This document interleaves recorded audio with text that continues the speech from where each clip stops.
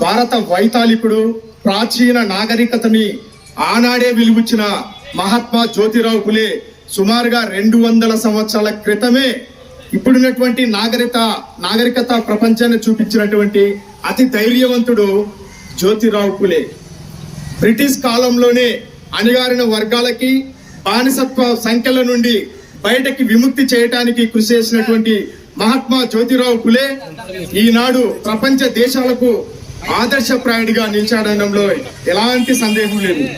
ఇక్కడ మహాత్మా జ్యోతిరావు ఫులే ఒక సాంఘిక సంస్కరణలే కాదు, విద్యా సంస్కరణలు తీసుకొచ్చినటువంటి, విద్యలో సమూల మార్పులు తీసుకొచ్చినటువంటి ఓ మహామేధావి ఈ జ్యోతిరావు ఫులే.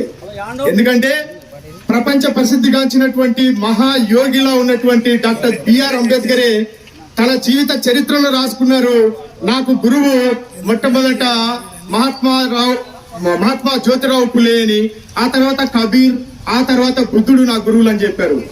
అలాంటి మహాత్మా జ్యోతిరావు ఫులే విగ్రహాన్ని రాష్ట్రంలో, నగరాల్లో, పట్టణాల్లో మాత్రమే నెలకొల్పినటువంటి మహాత్మా జ్యోతిరావు ఫులే విగ్రహాన్ని మొట్టమొదట జిల్లాలో పాములపాడు మండలంలో మండల కేంద్రంలోని నడిబొడ్డున మహానేతలు కూడా తల వంచి పాదాభివందనం చేసేటువంటి కలియుగ వైతాళికుడు ఇక్కడ ఉన్నటువంటి మహాత్మా జ్యోతిరావు ఫులే. పాములపాడు చరిత్రలో, రాష్ట్ర చరిత్రలో నిలిచిపోయే సుదినం. కానీ బహుజనులు కదలి రాక ఇంకా ఎక్కడో కూర్చుంటున్నారు. మీలో మార్పు రాకపోతే, మీలో ఎలాంటి ఆశలు, భావాలు, భావితరపు మీ పిల్లల యొక్క జీవితాన్ని బాగుపరచాలన్న ఆలోచన మీకు లేకపోతే ఎక్కడున్న వాళ్ళు అక్కడే ఉండండి, ఏమి ఇబ్బంది లేదు. పాములపాడు అనేది వచ్చినా రాకున్నా రాష్ట్రంలో మొట్టమొదటి జ్యోతిరావు ఫులే విగ్రహాన్ని స్థాపించినటువంటి తొలి గ్రామీణ ప్రాంతం అనేది ఘంటాపదంగా చెప్పడానికి ఇక్కడ అతిశయోక్తి లేదన్నది నేను నొక్కి వక్కాలిస్తున్నాను. ఎందుకంటే మహామేధావి ఏదైతే సాంఘిక సమస్య తీసుకొచ్చాడో అలాంటి ఆలోచనకు సందర్భంగా మన చిన్ననాటి నుంచే ఈ సంస్కరణకు అనుగుణంగా వెళ్ళేటువంటి ఆర్ కృష్ణయ్య గారు జాతీయ బీసీ సంక్షేమ సంఘాన్ని ఏర్పాటు చేసి చిన్న పిల్లల నుంచి పీజీ దాకా ఉన్నటువంటి విద్యార్థులందరికీ సాంఘిక సంక్షేమ హాస్టల్ నెలకొల్పి స్కాలర్షిప్లను ఇప్పించి భావి భారత పౌరులుగా తీర్చిదిద్దిన ఘనత ఆర్ కృష్ణయ్య గారిది అన్నది ప్రతి ఒక్కరు గమనించాలి. మీ ఇంట్లో చదివే ప్రతి 1వ తరగతి నుంచి 10వ తరగతి బాలబాలికలైనా, ఇంటర్ నుంచి degree, PG, MBA, MCA, medicine, aeronautical, navy వంటి వాళ్ళు ఎవరైనా చదువుతున్నారంటే అది మీకు తెలియకపోవచ్చు. చదువుతారా? మహాత్మా జ్యోతిరావు పుణ్యమే అన్నది మరవద్దు. మహాత్మా జ్యోతిరావు ఫులే వల్లే మన ఇంట్లో పిల్లలు చదువుతున్నారు.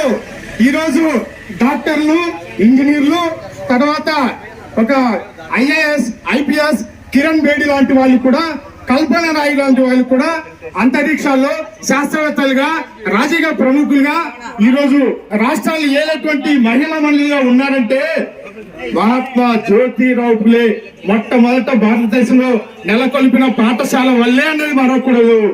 ఆయన భార్యని తొలి తరం మహిళా ఉపాధ్యాయులుగా చేసి ఈ భారతదేశంలో ఉన్న బాలికల్ని చదవటానికి అవసరమైనటువంటి మార్గాన్ని ఏర్పాటు చేశారు. ఈ రోజు ఆడపిల్లలు మీ ఇంట్లో చదువుతున్నారంటే, మీ ఇళ్లలో బాలికలు చదువుతున్నారంటే దానికి కారణం మహాత్మా జ్యోతిరావు ఫులే. మహాత్మా జ్యోతిరావు ఫులే భార్యను చదివించి మొట్టమొదటి ఉపాధ్యాయులుగా భారతదేశం పరిచయం చేసినటువంటి తొలి తరం భారతీయ తత్వవేత్త.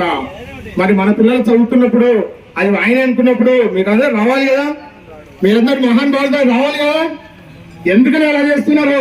మరి అది ఒక మంచి పని చేయడానికి శ్రీకారం చుడతాం అంతే, కానీ అది సక్సెస్ అవుతుందా కాదా అన్నది ఎవరు ఆలోచించరు. చరిత్ర పుటల్లో ఉన్న వాళ్ళందరూ కూడా చాలా పెద్ద వాళ్ళు. ఎవరైతే తొలి ప్రయత్నంలో ఖచ్చితంగా కొద్దిగా స్లోనే ఉంటది, నో ప్రాబ్లం. అది ఖచ్చితంగా ముందు వెళ్తూనే ఉంటుంది. కాబట్టి తొలితరం బాలికల్ని చదివించడానికి సావిత్రిబాయి ఫులే పడ్డ కష్టాలు ఎంత అంటే, స్కూల్ పెట్టడానికి కూడా ఎవరు స్కూల్ కి ప్లేస్ ఇవ్వకపోతే చివరికి ఒక మైనారిటీ మహిళ ఒక ఇస్లాం మహిళ, ఒక ముస్లిం మహిళ ఫాతిమావి మా ఇల్లు ఉందమ్మా, నీకు స్కూల్ కోసం ఇస్తాము, నువ్వు స్కూల్ నడుపుకో అని సావిత్రిబాయి ఫులేకి ఇస్తే ఆ రోజు శ్రీకారం చుట్టినటువంటి పాఠశాలలే ఈ రోజు రాష్ట్రంలో 2500 స్కూల్స్ నెలకొల్పబడ్డాయి. అంటే చాలా మంది తెలియని విషయం ఏంటంటే మహాత్మా జ్యోతిరావు ఫులే బీసీ వర్గానికి చెందినవాడే అనుకుంటున్నారు. కాదు, సమాజంలో ఉన్న ప్రతి వర్ణానికి, ప్రతి వర్గానికి సంబంధించిన వారు. చివరికి మొట్టమొదట ఎవరైతే బ్రిటిష్ కాలంలో ఉన్నారో అప్పటి నుంచి పడ్డాకున్న ప్రతి ఒక్కరికి, బహుజనులకి, ఆ తర్వాత శూద్రులు, అతిశూద్రులు ఎవరైతే ఉన్నారో అందరికి కూడా మార్గదర్శకుడు మహాత్మా జ్యోతిరావు ఫులేనే. కాబట్టి ఆయన భార్య పాఠశాలకు వెళ్తే పేడతో కొట్టారు, రాళ్లతో కొట్టారు, కానీ ఆమె భయపడలేదే. ఆమె పోతూ ఉంటే లోపలికి వెళ్ళి బట్టలు మార్చుకొని వేరే బట్టలు వేసుకొని బాలికలకు చదువు చెప్పింది. ఆ రోజు బాలికలే ఈ రోజు రాష్ట్రంలో ఐఏఎస్, ఐపీఎస్, తర్వాత ఇంజనీరింగ్, డాక్టర్, ఎంతో మంది రాజకీయ ప్రముఖులు రాష్ట్రాలను ఏలేటువంటి సీఎంలు అయ్యారు. దానికి కారణం సావిత్రిబాయి ఫులే. కాబట్టి ఇలాంటి మహానుభావుడి యొక్క ఆమె యొక్క భర్త అయినటువంటి మహాత్మా జ్యోతిరావు ఫులే విగ్రహాన్ని ఒక గ్రామీణ ప్రాంతంలో మనం నెలకొల్పామంటే ఆ స్ఫూర్తి మన కోసం కాదు, మన పిల్లల కోసం. ఎవరిదన్నా, ఎవరిది నాన్న, ఎవరిది అక్క, ఎవరిది సార్ ఈ విగ్రహము ఎప్పుడు నేను చూడలేదు అన్నప్పుడు ఆయన గురించి మనం చెప్తాం ఎంతో కొంత. చెప్పినప్పుడు ఈయన ఇంత కష్టపడ్డాడా, ఈయన ఇన్ని ఆశయాల్ని మన కోసం కష్టపడ్డాడు, ఈయన కోసమే కదా ఈరోజు మనం చదువుతున్నాము, ప్రభుత్వ పాఠశాలలో చదువుతున్నాము, తర్వాత రెసిడెన్షియల్ స్కూల్లో చదువుతున్నాము, అన్ని చోట్ల చదువుతున్నామంటే దానికి కారణం ఈయననేనా అని మన విద్యార్థులు అనుకోవాలి, మన పిల్లలు అనుకుంటారు. కాబట్టి దేవతామూర్తులను ఎలాగైతే చూసినప్పుడు వాళ్ళ చరిత్రను తెలుసుకోవాలనుకుంటామో అలాగే విగ్రహాలు పెట్టినప్పుడు వాళ్ళ గురించి తెలుసుకోవడానికే మనం విగ్రహాన్ని నెలకొల్పుతాం. అందుకనే అందరికీ ఆదర్శప్రాయంగా ఉండాలన్న శిక్షణంగానే మనం ఇలాంటి విగ్రహాన్ని నెలకొల్పడం జరుగుతుంటుంది. వారి చరిత్ర గురించి మనం తెలుసుకోవాల్సిన అవసరం ఎంతైనా ఉంది. కాబట్టి ముందు మహాత్మా జ్యోతిరావు ఫులే ఆశయాలు నెరవేర్చడానికి మనమందరం కృషి చేద్దాం. ఇప్పుడే తొందరలో ఆర్కే గారు రాబోతున్నారు. ఆ తర్వాత సభ జరుగుతుంది, అనంతరం భోజనాలు ఉంటాయి. తప్పకుండా అందరూ భోజనాలు తినేసి మళ్ళీ మహాత్మా జ్యోతిరావు ఫులే జయంతి రోజున అందరూ కలవాలని కోరుకుంటూ జై మహాత్మా జ్యోతిరావు ఫులే, జోహార్ మహాత్మా జ్యోతిరావు ఫులే, జోహార్ మహాత్మా జ్యోతిరావు ఫులే, జోహార్ మహాత్మా జ్యోతిరావు ఫులే, జోహార్ మహాత్మా జ్యోతిరావు ఫులే. పావనపాడు మండలంలో ఉన్నటువంటి మా యువ తెలుగంతా ఒక పావనపాడు మహాత్మా జ్యోతిరావు ఫులే కమిటీ ఏర్పాటు చేసుకుని ఆ కమిటీ ద్వారా జాతీయ బీసీ సంక్షేమ సంఘం రాష్ట్ర కార్యదర్శి నక్కలమిట్ట శ్రీనివాసులు ఫ్రీగా ఇచ్చినట్టు ఉచితంగా ఇచ్చినటువంటి 10 అడుగుల విగ్రహాన్ని మనం ఇక్కడ నెలకొల్పాము. ఆ తర్వాత ఆయన ఇచ్చిన విగ్రహంతోనే ఈరోజు రకరకాల దాతలు మనం సహకరించడం వల్ల, అందరూ చేతనివ్వడం వల్ల నిజానికి చాలా మంది సహాయపడ్డారు. అన్ని వర్గాల వాళ్ళు మనకు సహాయపడ్డారు. కానీ ఇక్కడికి రాకపోవచ్చు, రకరకాల కారణాల వల్ల, రకరకాల పనుల వల్ల రాకపోవచ్చు. కానీ అందరి మనసులో మంచిని ప్రోత్సహించే వాళ్ళు ఉన్నారు, మంచికి మార్గదర్శనం చూపించే వాళ్ళు ఉన్నారు. కానీ అలాంటి మంచి వాళ్ళని చూసుకుంటూ మనం ముందుకు నడవాలని కోరుకుంటూ, ఎవరైనా సరే మన కమిటీ సభ్యులు కూడా అందరూ సమిష్టిగా కృషి చేసి మహాత్మా జ్యోతిరావు ఫులే ఆశయాన్ని, ఆదర్శాన్ని ముందుకు తీసుకోవాలని కోరుకుంటూ, మన కళాకారులు, మన ప్రజానాట్య మండలి కళాకారులు, రాష్ట్రంలోనే పేరెన్నిక కళాకారులు, ఎంతో మంది చేత అవార్డులు తీసుకున్న కళాకారులు, నా చిన్నప్పటి నుంచి బాగా మంచి మిత్రులు, వీళ్ళ చేత మహాత్మా జ్యోతిరావు ఫులే విగ్రహం వద్ద ఆయన సజీవ సాక్ష్యంగా నిలిచాడు. ఇక్కడ నిజానికి ఇది చాలా అదృష్టం. ఇక్కడ కేవలం పావనపాడు మండలంలో కొంతమంది పెట్టారే అనుకుంటున్నారు, కాదు.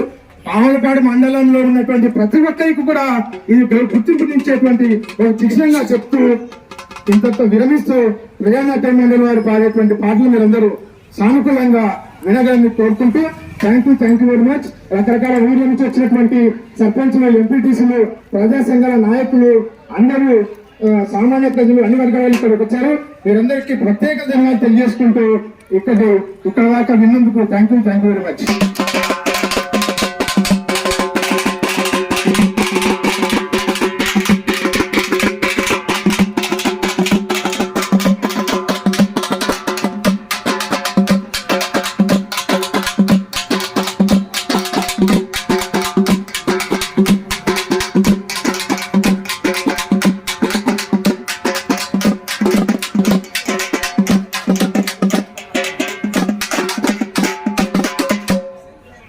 సోదరులారా ఈరోజు